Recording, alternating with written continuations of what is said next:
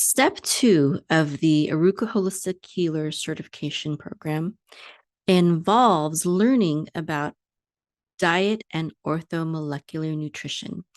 And what I mean by diet is not, I don't mean, how to lose weight, although some of the various elements that you will learn about diet can be certainly used to lose weight.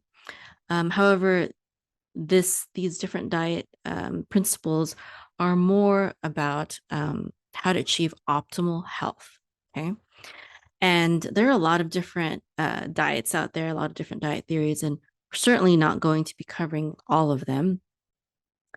But we're going to be covering basically what I believe and what I have found to be the most effective, and that the diet principles that will cover the widest range. Now, there isn't a specific lesson on veganism or vegetarianism, but there are various vegan and vegetarian fasts and healing protocols that are taught in other places.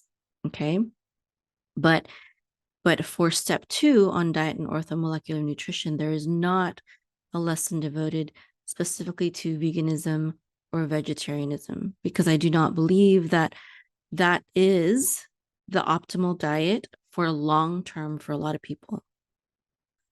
In fact, there are a lot of people that I've seen, that many have seen, that have affected their health negatively from following a vegan or vegetarian diet, myself included.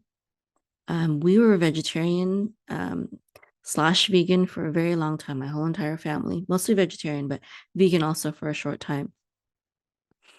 And I've had 2 major health crises in my life, and both of them were due to a lack of nutrition from animal-based products.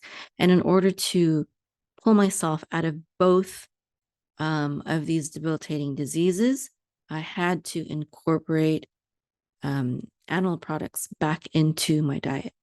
Now, as a Jew, I do believe that, in Genesis, it's taught that the very first diet given to Adam and Eve was basically a vegetarian diet. However, God also gave us animals to eat, at least since the time of Noah and after Noah's flood. But also it was an integral part of the sacrificial system.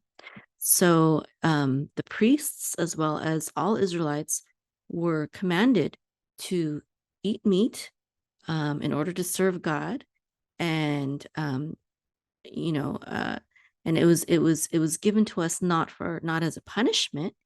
It was given to us, I believe, because we need it at this time, and there are a lot of deficiencies caused by lack of animal-based nutrients in the diet. Okay. So one of the lessons that you're going to be learning in the program is all about the Maker's Diet. And the Maker's Diet is about a biblically based diet and how our ancestors ate, especially back in the days of the Bible. Okay. And I'm not talking about in the Garden of Eden, although I do believe there is a place for the vegan vegetarian diet and vegan and raw fasting. I believe there's absolutely a place for that, especially in healing certain types of diseases, especially cancer. However, for most people and for most of the time, I don't believe it's ideal. So the Maker's Diet is all about a biblically based diet. I believe there's also a lot of health benefits from eating kosher and avoiding unclean meat, as the Bible talks about. And also there are important lessons about the importance of meat and dairy, of course, and also the big fat lie, and how basically there's a lot of propaganda out there that wants us to believe that animal products and animal fat and like cream and milk and stuff like that is bad for you.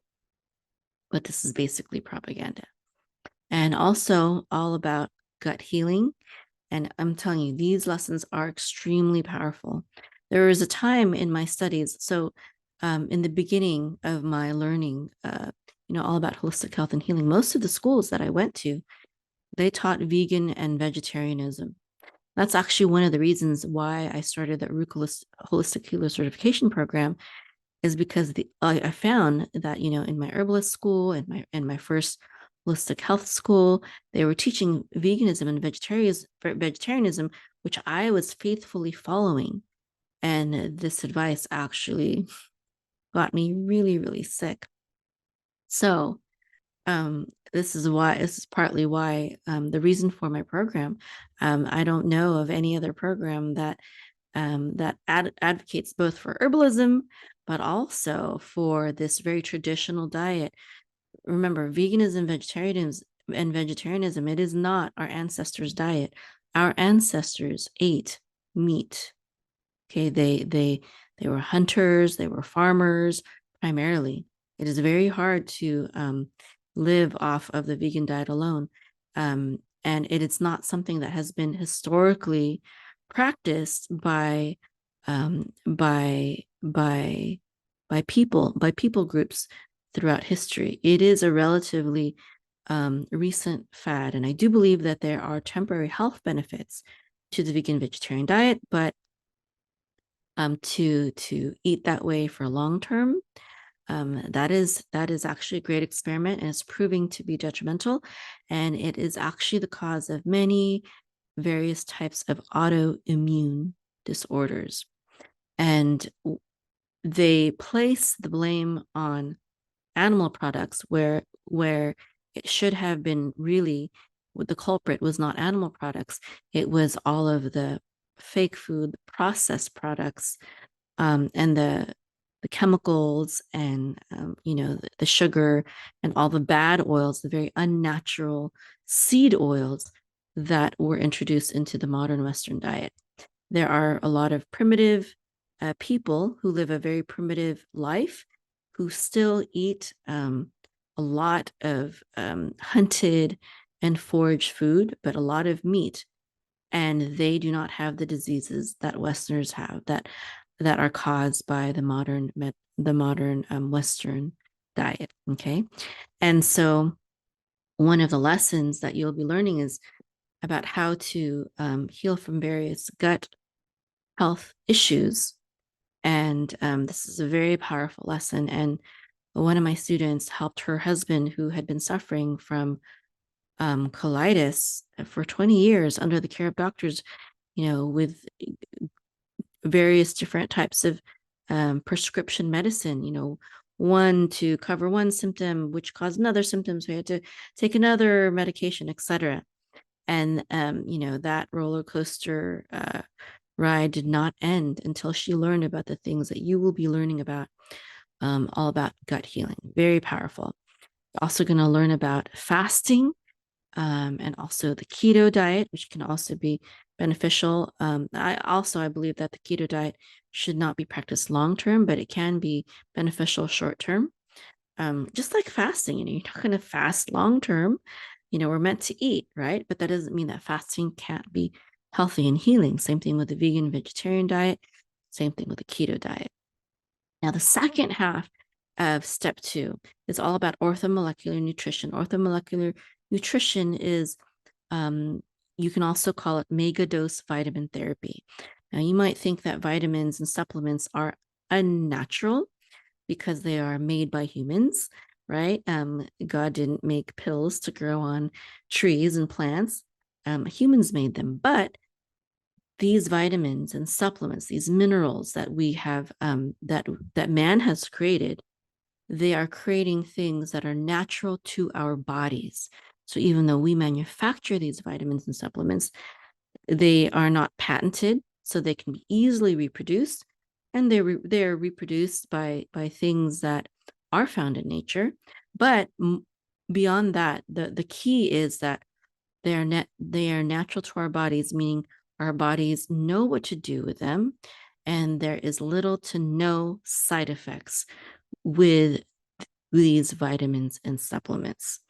and combined with herbs and diet or food, it can be very powerful in terms of holistic health and healing, and they should not be overlooked.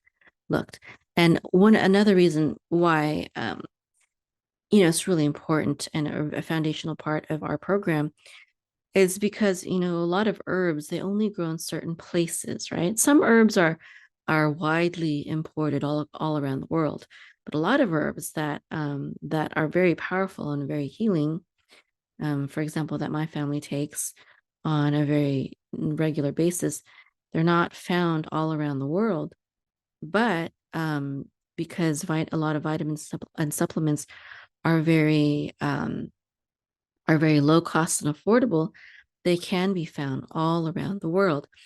And so I can't necessarily recommend someone in Asia some of these Western herbs that I have in some of my formulas, but I can recommend to them vitamin C, which is extremely powerful and found all around the world these days. Okay, so that's why it's a very important part of our program, this orthomolecular nutrition, the field of orthomolecular nutrition. And it's so extremely safe as well.